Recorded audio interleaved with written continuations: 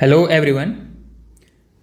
CGPSC और व्यापम के लिए previous year question discussion series का ये हमारा 22वां वीडियो है।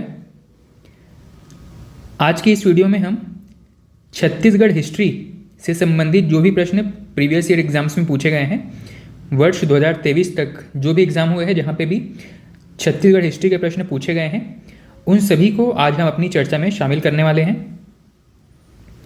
छत्तीसगढ़ हिस्ट्री में इंडियन हिस्ट्री या किसी भी हिस्ट्री के समान 3 पार्ट हैं, एंशियंट, मिडाइवल और मॉडर्न हिस्ट्री।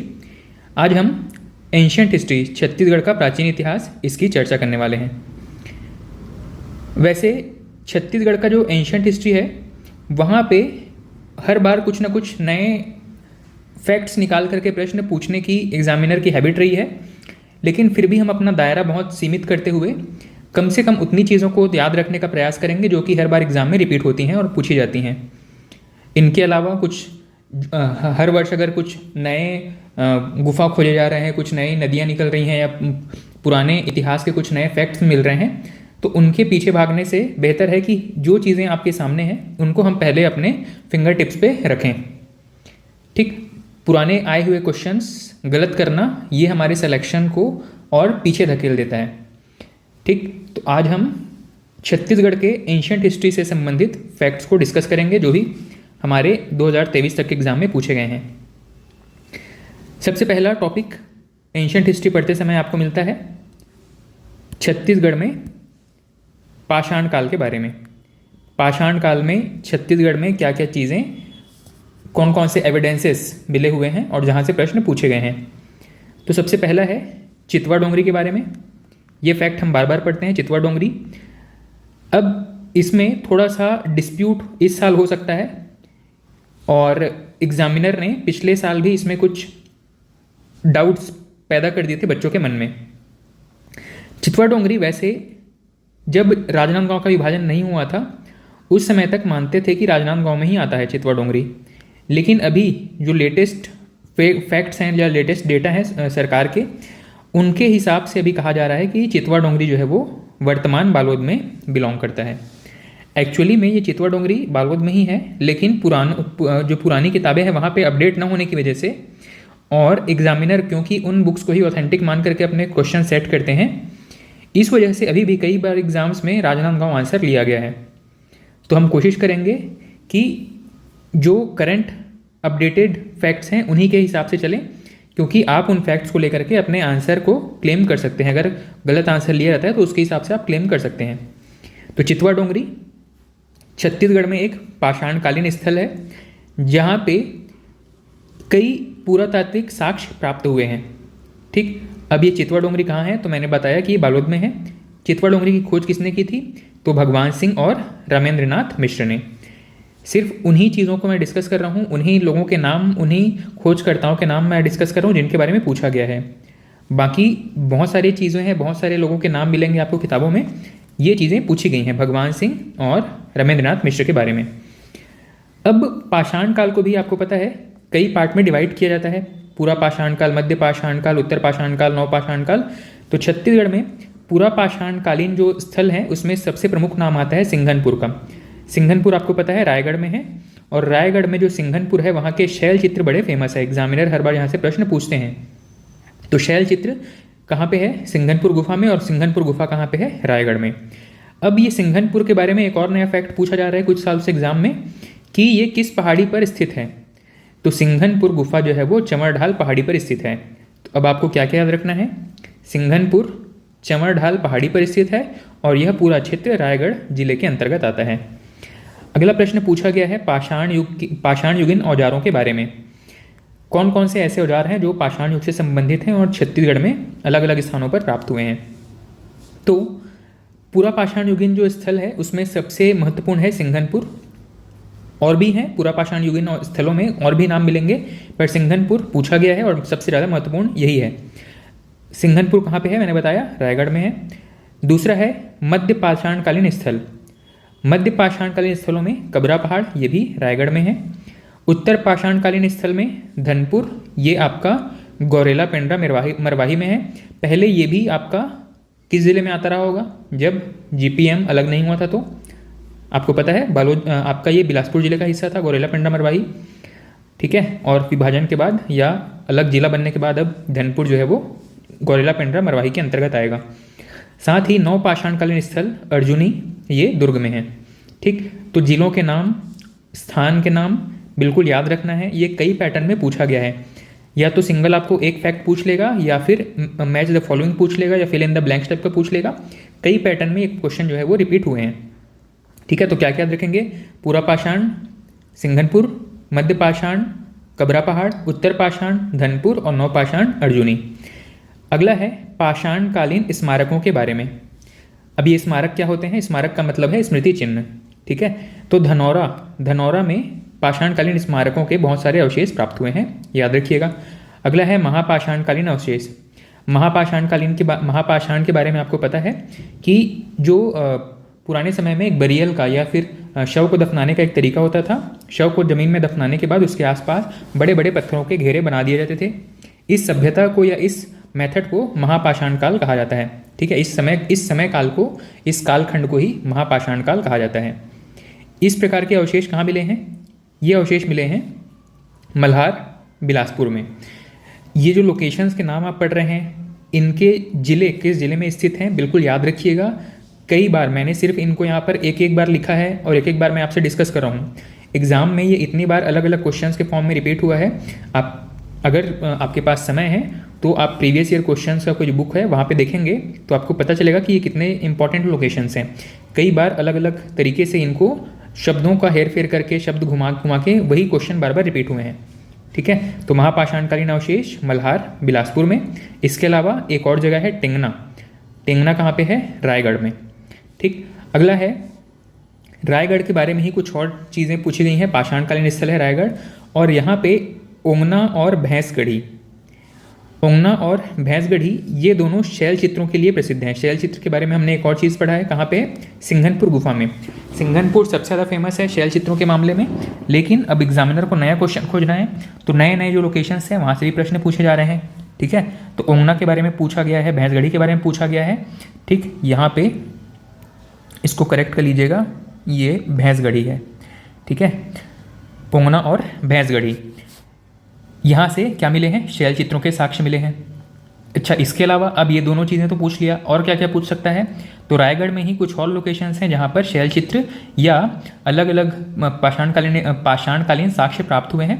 क्या क्या नाम है इन जगहों के? एक है आपका सिंघनपुर गुफा, एक है कबरा पहाड़, फिर कर्मागढ़, बसनागढ़, लेखामाड़ा, बेनीपाट, बोतलदा, ये सभी एरिया जो है वो शैल चित्रों के लिए प्रसिद्ध हैं, ठीक। अगला है एक प्रश्न, एक यूनिक सा एक शब्द पूछ लिया था प्रश्न में। इस शब्द का प्रोनाउंसिएशन है कुछ इस तरीके से, मेनहीर क्या चीज़ है? ये प्रश्न पूछा गया है। मेनहीर एक पाषाण स्तंभ है। पाषाण स्तंभ को ही छत्तीसगढ़ में मेनहीर कहा गया है कई जगहों पे, ठीक। अब ये जो मेनहीर है कहाँ से प्राप्त हुआ है, या पाषाण स्तंभ कहाँ से प्राप्त हुआ है? पाषाण स्तंभ मेरे ख्याल से आपको समझ में आ रहा होगा ना। पाषाण मतलब पत्थर का बना हुआ और स्तंभ मतलब एक पिलर जैसा। तो ये मेनहीर या पाषाण स्तंभ करकाभाट अर्जुनी से प्राप्त हुआ है, जो कि दुर्ग जिले के अंतर्गत आता है, ठीक है। अगला है यही जो पाषाणकालीन स्तंभ है ये और कहाँ कहाँ से प्राप्त हुए हैं? तो प्रश्न में तो सिर्फ ये पूछा था कि अर्जुनी कहाँ पर है जहाँ से मेनहीर या पाषाण स्तंभ प्राप्त हुआ है, तो ये दुर्ग जिले में स्थित है। इसके अलावा भी कई जगह हैं जो इनके बारे में प्रश्न पूछा जा सकता है पाषाण स्तंभ से संबंधित। तो छत्तीसगढ़ में करहीभदर और सोरर जो कि बालोद जिले में है। इसके अलावा चिड़चारी, आपका गढ़धनौरा, ये सब कोंडागांव में है। यहाँ से भी आपके मेनहीर या पाषाण स्तंभ प्राप्त हुए हैं, ठीक है। ये सभी कौन से युग को बताते हैं? ये सभी पाषाण युग के बारे में हमको एविडेंस प्रोवाइड करते हैं। अगला है छत्तीसगढ़ में सबसे पुरानी मूर्तियाँ कहाँ से प्राप्त हुई हैं? ये बिल्कुल एक वन लाइनर फैक्ट के रूप में पूछा गया है, ठीक है। तो ये सिंघनपुर गुफा के आसपास प्राप्त हुई हैं।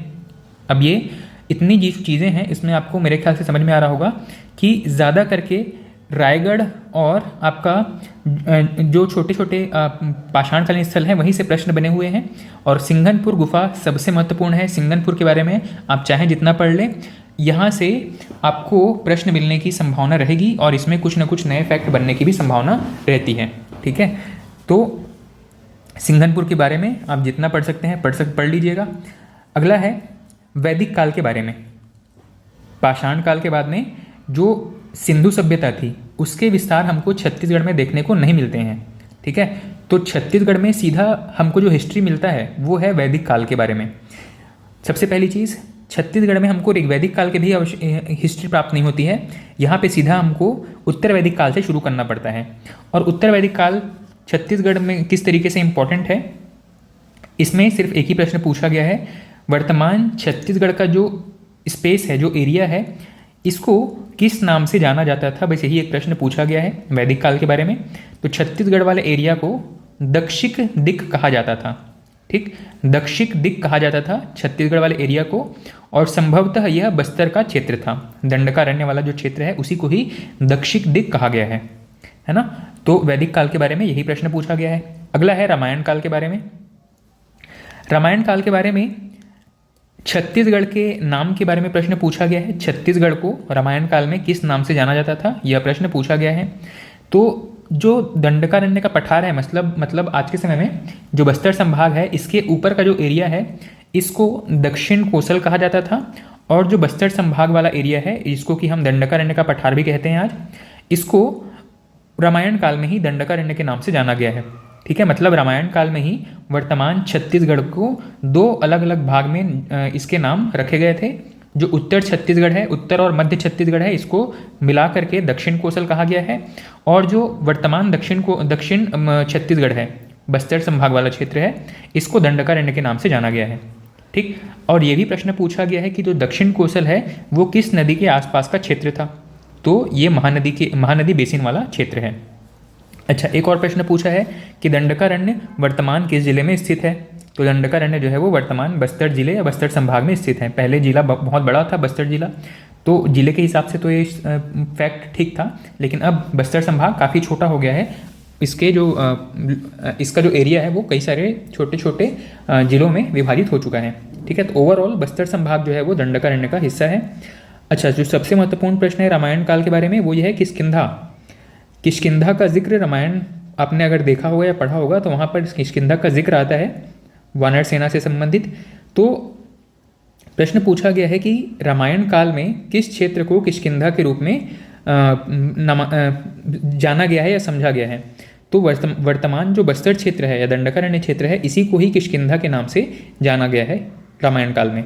ठीक, अगला प्रश्न पूछा गया है कि रामायण काल में छत्तीसगढ़ की भाषा क्या थी। तो कौशल के नाम पर यहाँ पे कोसली भाषा बोली जाती थी।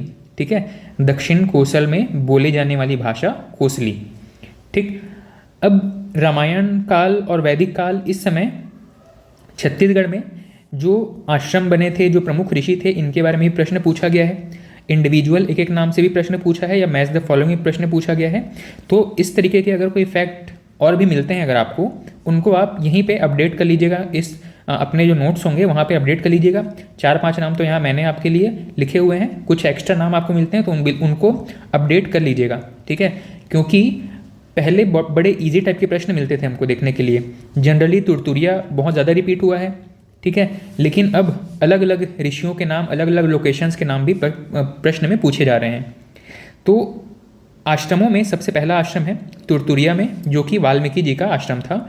माना जाता है कि श्री राम जी के जो 2 पुत्र थे लौकुश, इनका जन्म यहीं पर वाल्मीकि आश्रम में हुआ था। अब इनका लोकेशन भी पूछा गया कि किस जिले में स्थित है, तो यहाँ पर भी थोड़ा डिस्प्यूट है। अभी तक किताबों में इसको बलौदा बाजार में माना गया है, लेकिन अब वर्तमान महासमुंद में ये लोकेशन आएगा। ठीक है, तो इसको थोड़ा सा अपडेट कर लीजिएगा। अगर प्रश्न में सिर्फ बलौदा बाजार ऑप्शन में दिया गया हो तो बलौदा बाजार आपके लिए ठीक आंसर हो जाएगा, और यदि महासमुंद दिया गया हो तो ये सबसे बेस्ट आंसर है अभी के हिसाब से। ठीक, तो तुरतुरिया, वाल्मीकि आश्रम, महासमुंद। अगला है शिवरी नारायण।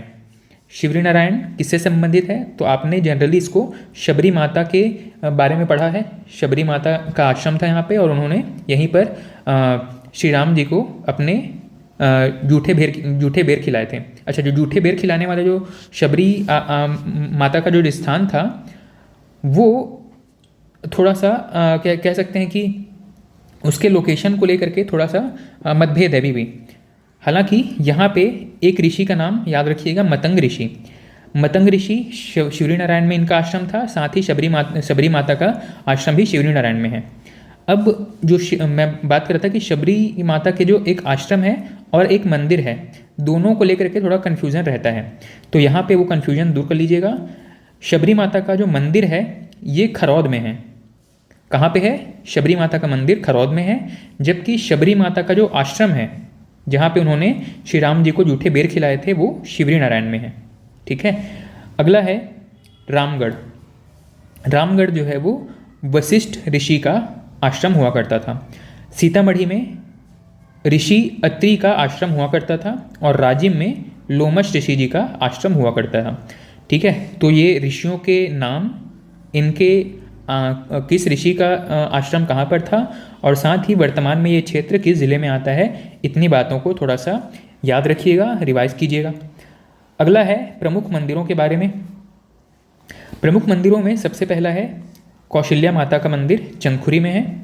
ठीक, और इसके अलावा इस टाइम पीरियड के बहुत ज़्यादा मंदिरों के बारे में यहाँ पर चर्चा नहीं मिलती है। किसी राजा ने, किसी वंश ने कुछ जो मंदिर बनवाए हैं उनको उस वंश के साथ ही मैंने शामिल कर लिया है। विशेष रूप से रामायण काल या महाभारत काल के समय की कुछ मंदिरों की जो चर्चा करनी थी उसके लिए मैंने यहाँ पे छोटा सा स्पेस रखा हुआ है। आपको कोई और नया नाम, कोई नया प्रश्न यहाँ पे मिलता है तो फ्यूचर में उसको यहाँ पर अपडेट करते चलेंगे, पर फिलहाल मुझे यही एक महत्वपूर्ण चीज़ लगा है और यही जो है वो ज़्यादा करके पूछा गया है। तो कौशल्या माता मंदिर चंदखुरी में है। अगला है छत्तीसगढ़ी रामायण। छत्तीसगढ़ी रामायण या एक इसी का ही दूसरा नाम है दंडकारण्य रामायण। दोनों ही प्रश्नों को एग्जाम में पूछा गया है अलग अलग नाम से। छत्तीसगढ़ी रामायण भी प्रश्न पूछा गया है और दंडकारण्य रामायण भी प्रश्न पूछा गया है। दोनों के लेखक मन्नूलाल यदु। नेक्स्ट है श्री राम जी का छत्तीसगढ़ में प्रवेश किस स्थान से हुआ था। जब श्री राम जी को वनवास प्राप्त हुआ था तो अयोध्या से जब दक्षिण की तरफ चलना शुरू किए थे तो छत्तीसगढ़ वाले क्षेत्र में किस जगह से इन्होंने प्रवेश किया था, तो उस जगह का नाम है आपका सीतामढ़ी हरचौका, जो कि वर्तमान मनेन्द्रगढ़ चिरमिरी भरतपुर जिले में आएगा। ठीक है, छत्तीसगढ़ में श्री राम जी का प्रवेश सीतामढ़ी हरचौका नामक स्थान से हुआ था और अब यह एमसीबी जिला में आएगा। अब ये जो एमसीबी था वो जब अलग नहीं हुआ था तो किस जिले का हिस्सा था, तब ये कोरिया का हिस्सा हुआ करता था। तब एग्ज़ाम में इसका आंसर कोरिया जिला लिया गया है। ठीक, जहाँ जहाँ पे जिलों के अनुसार अब आंसर परिवर्तित हो रहे हैं उन फैक्ट्स को खासकर ध्यान में रखिएगा। एमसीबी कोरिया से अलग हो चुका है और अब जो है सीतामढ़ी हरचौका एमसीबी मतलब मनेन्द्रगढ़ चिरमिरी भरतपुर के अंतर्गत आएगा। ठीक, अगला प्रश्न है राम वनगमन पथ परियोजना के बारे में। ये करंट अफेयर का भी टॉपिक है, लेकिन छत्तीसगढ़ में रामायण का जो हमको संदर्भ मिलता है वहाँ पे भी इसको याद रखिएगा। छत्तीसगढ़ में राम वनगमन पथ परियोजना के अंतर्गत 2260 किलोमीटर का जो स्ट्रेच है इसको डेवलप किया जा रहा है। इसके अंतर्गत कुल 75 स्थलों को चिन्हित किया गया है और इस परियोजना की शुरुआत की गई है 22 नवंबर 2019 से। प्रथम चरण में छत्तीसगढ़ में कुल 9 जगहों को चिन्हित किया गया था, जिसे बाद में एक बढ़ा करके 10 कर दिया गया है। ठीक है, तो करंट अफेयर में अब आपकी एक जिम्मेदारी ये है कि सभी 10 नामों को, ये जो शुरू में 9 थे और 10 हुए, इन सभी को कहीं पे नोट कर लेना है या करंट अफेयर में जहाँ पर आपने पढ़ा होगा जिस भी मैगजीन में वहाँ पे इसको हाईलाइट कर लेना है, इसको कम से कम रिवाइज करके जाना है।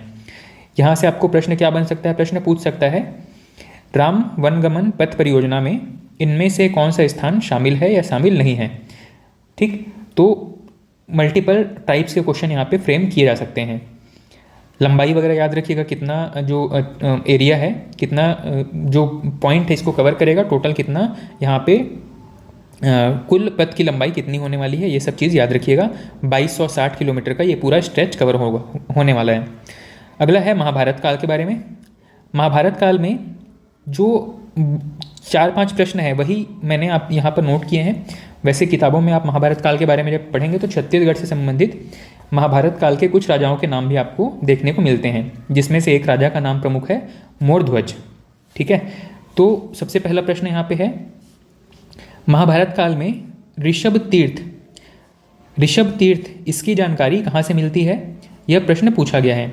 ऋषभ तीर्थ की जानकारी जांजगीर चांपा में मिलती है और ये जो है आपका महाभारत कालीन स्थल है।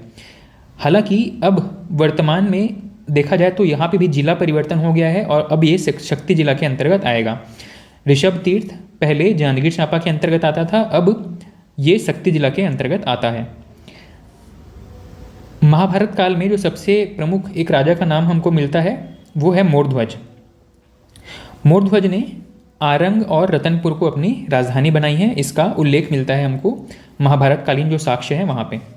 ठीक, और ये जो रतनपुर है इसको कई नामों से जाना जाता है। इसको मणिपुर, रत्नपुर, कुबेरपुर ऐसे कई नामों से जाना गया है। ठीक, रतनपुर हमारे छत्तीसगढ़ के इतिहास के लिए बहुत महत्वपूर्ण लोकेशन है। इसका उल्लेख हमको आगे और कई जगहों पे मिलेगा। यहाँ पे रतनपुर में कई सारे प्रसिद्ध मंदिर हैं, पुरातात्विक स्थल हैं। तो रतनपुर में जो भी चीज़ें हैं, जो भी प्रमुख मंदिर हैं, पुरातात्विक स्थल हैं, सभी से प्रश्न बने हुए हैं। अगला है बौद्ध काल के बारे में। छत्तीसगढ़ में बौद्ध काल का क्या स्टेटस रहा है? तो बौद्ध काल के जो अवशेष हैं या उस समय के जो साक्ष्य हैं वो सबसे ज़्यादा हमको मिलते हैं सिरपुर से। तो छत्तीसगढ़ में अगर प्रश्न पूछा जाए कि प्रमुख बौद्ध कालीन स्थल कौन सा है, तो आपका आंसर होना चाहिए सिरपुर। ऑप्शन में अगर सिरपुर दिया है तो सबसे बेस्ट आंसर होगा। ठीक है, बौद्ध कालीन स्थल में सबसे जो महत्वपूर्ण लोकेशंस हैं, जैसे कि एक है आनंद प्रभु कुटी विहार, स्वास्तिक विहार, एक है सिंसुई विहार, एक है सुरंग टीले। ये सभी आपका सिरपुर में स्थापित हैं, सिरपुर में इनको बनाया गया था। ठीक है, आनंद प्रभु कुटी विहार, स्वास्तिक विहार, सिंसुई विहार, सुरंग टीले, ये सभी सिरपुर में ही आपको मिलेंगे। और सिरपुर किस जिले में आता है? महासमुंद जिले में आएगा। ठीक है, तो बौद्ध कालीन स्थलों में सिरपुर सबसे महत्वपूर्ण स्थल है। अगला है अवदान शतक। अवदान शतक बुद्धिस्ट समाज की एक प्रमुख किताब है, अवदान शतक। और इस किताब में ये उल्लेख मिलता है कि भगवान बुद्ध जो है वो सिरपुर आए थे। ठीक है, मतलब सिरपुर जो कि कितना महत्वपूर्ण लोकेशन है, इसका अंदाज़ा आप लगा सकते हैं कि स्वयं भगवान बुद्ध सिरपुर आए थे और यहाँ पर कई सारे विहारों का निर्माण हुआ है। अगला है भोंगापाल। भोंगापाल किस धर्म से संबंधित स्थल है? ऐसा प्रश्न पूछा गया है। तो भोंगापाल जो कि बस्तर जिले में है, यह भी बुद्ध काल से संबंधित है और यहाँ पर भगवान बुद्ध की प्रतिमा और स्मारक भी प्राप्त हुए हैं। अगला है बुद्ध काल के अवशेष मल्हार में भी मिलते हैं। मल्हार वैसे बौद्ध, जैन या हिंदू समाज के अवशेष यहाँ पर मिलते हैं, हिंदू धर्म के अवशेष मिलते हैं। ठीक है, बौद्ध, जैन या हिंदू धर्म के अवशेष यहाँ से प्राप्त होते हैं, जिसमें मुख्य रूप से चतुर्भुजी विष्णु की प्रतिमा प्राप्त हुई है, शिव जी की प्रतिमा प्राप्त हुई है। इसके अलावा बौद्ध और जैन से संबंधित अवशेष यहाँ पर प्राप्त हुए हैं। पूछा जाएगा कि सिरपुर कौन कौन से धर्मों के लिए प्रमुख केंद्र था? तो सिरपुर जो है वो बौद्ध, जैन और हिंदू सभी धर्मों के लिए प्रमुख केंद्र रहा है। अगला है जैन धर्म।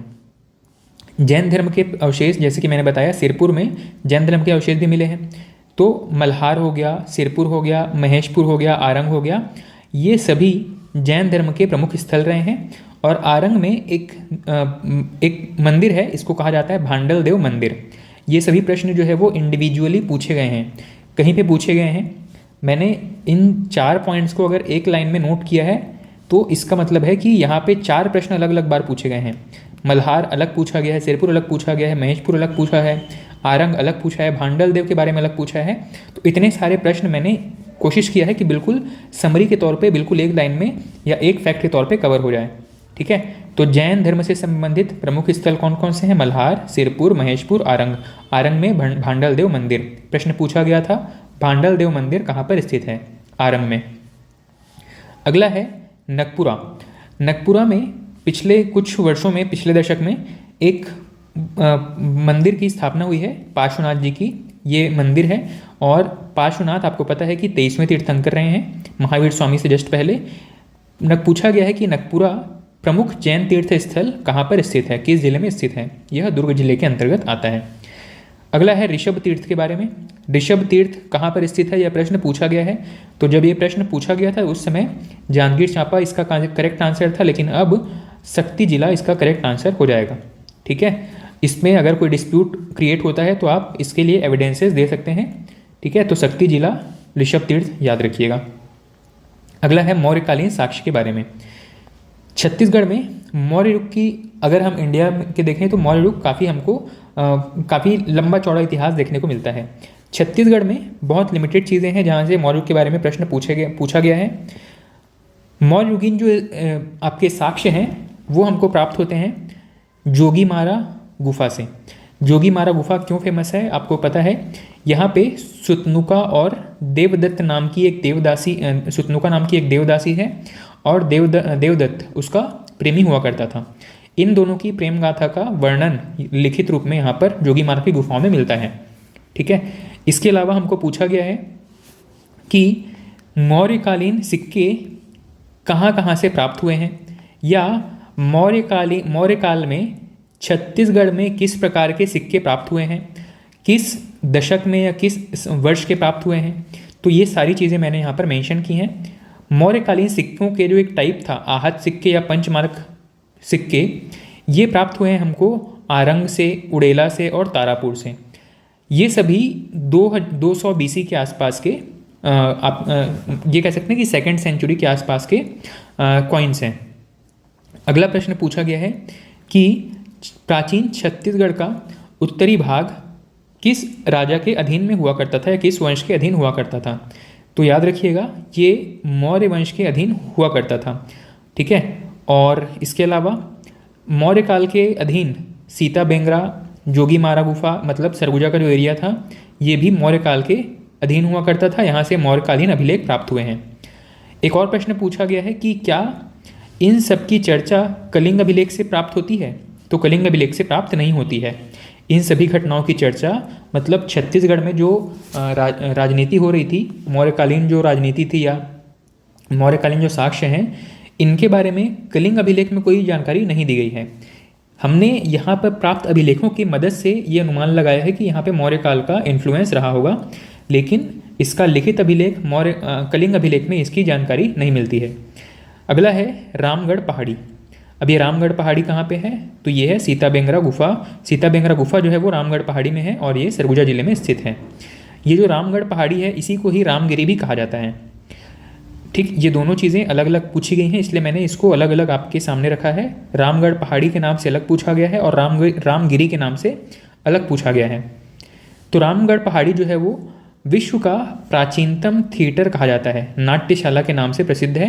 ठीक, यहाँ पर एक प्रॉपर स्टेज है और लोगों के बैठने जैसी एक व्यवस्था है। सब कुछ चट्टानों पर ही उकेरा गया है, पत्थर का ही बना हुआ है, लेकिन ये एक ऐसा स्ट्रक्चर है जहाँ पर ऐसा लगता है कि कोई सामने कुछ प्ले अगर चल रहा हो तो उसको सामने बैठ के ऑडियंस एंजॉय कर सकती थी। वैसा एक थिएटर जैसा एक स्ट्रक्चर यहाँ पर मिला है। तो रामगढ़ की पहाड़ी प्राचीनतम थिएटर के साक्ष्य प्राप्त हुए हैं। मौर्यकालीन सिक्के ये कहाँ कहाँ से प्राप्त हुए हैं?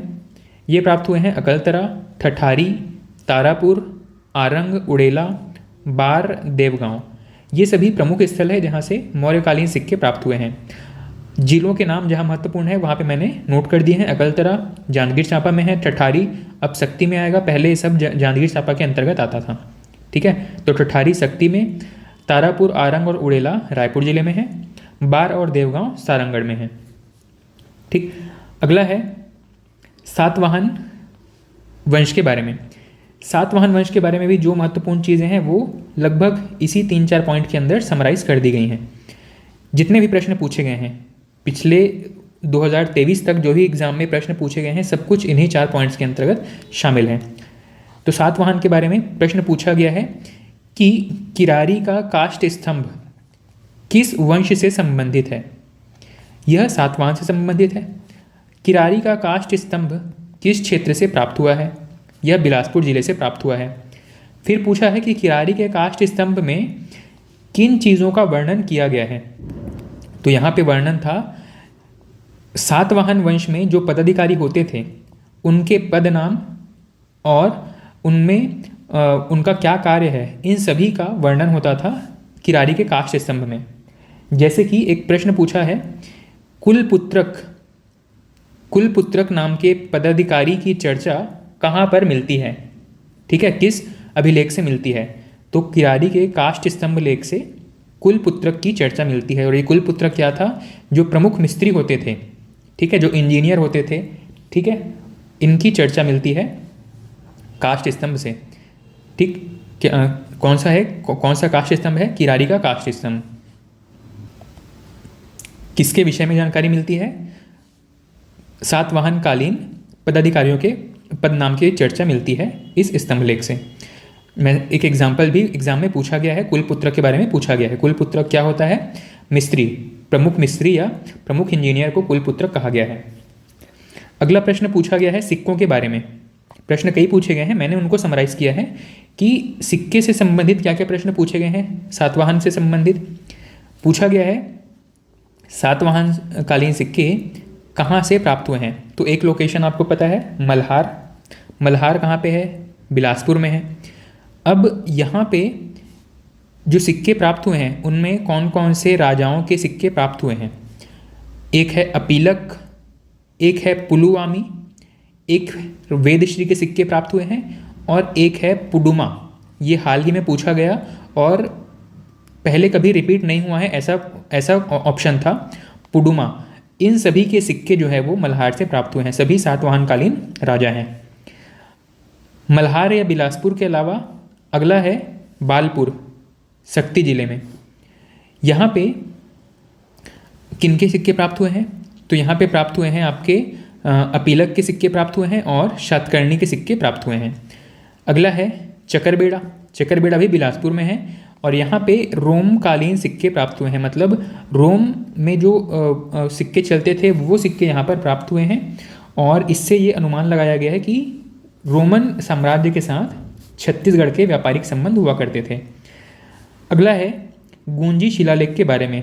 ये सभी चीज़ें किनसे संबंधित है? सातवाहन से संबंधित है और गूंजी शिलालेख भी सातवाहन से संबंधित है। इसमें ये वर्णन मिलता है, गूंजी शिलालेख में ये बताया गया है कि वरदत्त श्री, कुमार वरदत्त श्री ने यहाँ पर 1000 गायें दान की थी और ये दान किया था उसने अपनी आयु बढ़ाने के उद्देश्य से। ठीक है, तो गूंजी शिलालेख में कुमार वरदत्त श्री इन्होंने 1000 गायें दान की हैं और ये अपनी आयु बढ़ाने के लिए ये अनुष्ठान कर रहे थे। अगला है ऋषभ तीर्थ शिलालेख। ऋषभ तीर्थ शिलालेख में भी कुमार वरदत्त श्री का उल्लेख मिलता है। अगला है कुषाण वंश। कुषाण वंश के बारे में बस सिक्कों से संबंधित प्रश्न पूछे गए हैं, वो भी एक आध बार ही पूछे गए हैं। पूछा गया है कि कुषाणकालीन सिक्के कहाँ कहाँ से प्राप्त होते हैं, तो बिलासपुर हो गया, तेलीकोट, रायगढ़ और कोरबा, इन प्रमुख जगहों से कुषाणकालीन सिक्के प्राप्त हुए हैं। ठीक है, नेक्स्ट छत्तीसगढ़ के प्राचीन इतिहास में अगला है गुप्त काल के बारे में। गुप्त काल के बारे में जितने प्रश्न पूछे गए हैं वो सभी यहाँ पर फैक्ट्स के तौर पे यहाँ पे शामिल हैं। पूछा गया है कि सबसे पहली चीज़ समुद्रगुप्त के बारे में। समुद्रगुप्त के बारे में क्वेश्चन पूछा जाता है कि इनमें से किस राजा ने वाकाटक नरेश महेंद्र सेन को हराया था। फिर एक दूसरा प्रश्न आपको मिलेगा, इनमें से किस राजा ने नल शासक व्याघ्रराज को हराया था। तो दोनों को हराने वाले व्यक्ति हैं समुद्रगुप्त। ठीक है, समुद्रगुप्त जो कि ग्रहण मोक्ष अनुग्रह की नीति का पालन करते थे अपना साम्राज्य विस्तार करने के लिए।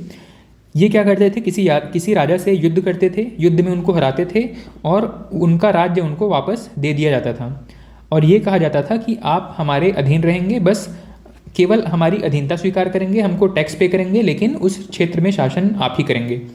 इस तरीके का जो नीति था उसको कहा जाता है ग्रहण मोक्ष अनुग्रह।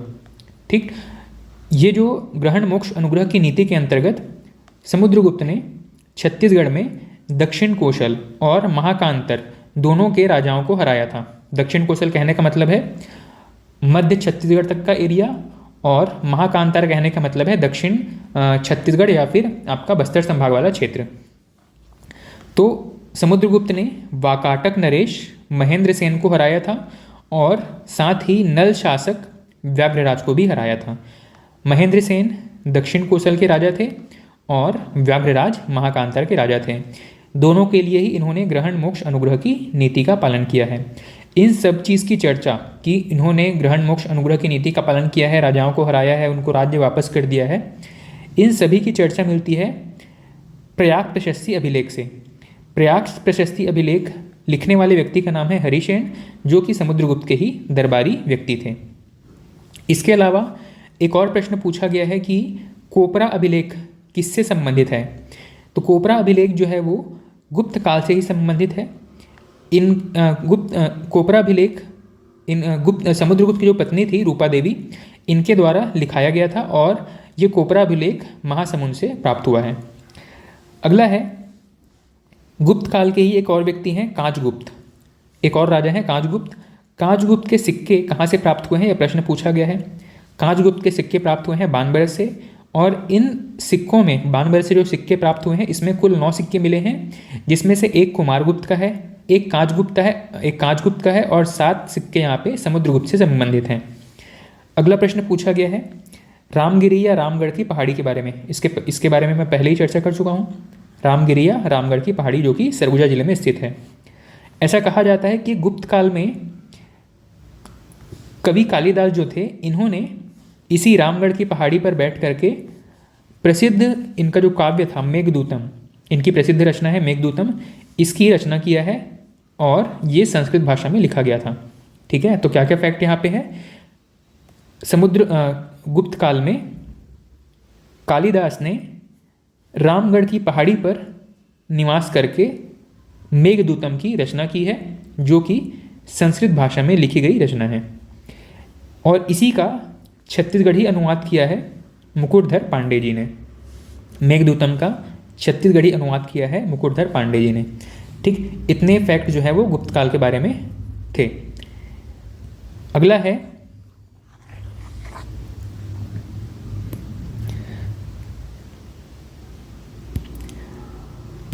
नेक्स्ट है आपके नल वंश के बारे में।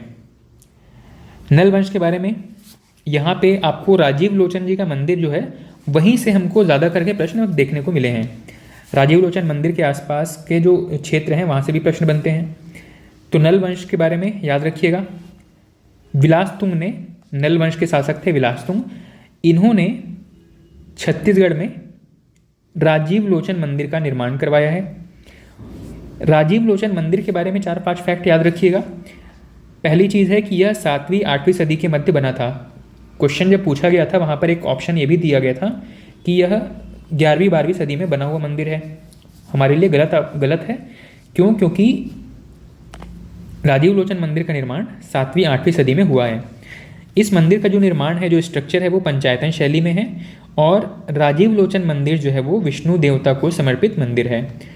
प्रश्न में ऑप्शन ये भी था कि क्या यह राम जी का मंदिर है, और अभी क्योंकि पूरा वातावरण राममयी है, ठीक है, अयोध्या में राम जी का जो मूर्ति है वो स्थापित हुआ है, राम मंदिर बना है, तो हो सकता है कि उसी चीज़ को दिमाग में रख के एग्जामिनर यहाँ पर ऑप्शन हमको ज़रूर देगा। अगर राजीव लोचन के बारे में प्रश्न पूछा तो राम जी का ये ऑप्शन में राम जी का जो ऑप्शन है ये भी हो सकता है। ठीक है, तो याद रखिएगा राजीव लोचन मंदिर विष्णु मंदिर है, पंचायतन शैली में बना हुआ है, 7वीं 8वीं सदी के मध्य बना हुआ मंदिर है। इसको निर्माण किया था विलासतुंग ने, और इसका जीर्णोद्धार, मतलब जो भी यहाँ पे क्षति हुई थी, जो मंदिर में जो टूट फूट हुआ था, उनको ठीक करवाने का काम, या जिसको हम शुद्ध रूप से कहें तो जीर्णोद्धार करवाने का काम किया था जगतपाल ने, जो कि कलचुरी वंश के सेनापति हैं। ठीक है, तो राजीव लोचन के बारे में यही 5-7 फैक्ट जो है वो घुमा फिरा करके पूछे जाते हैं।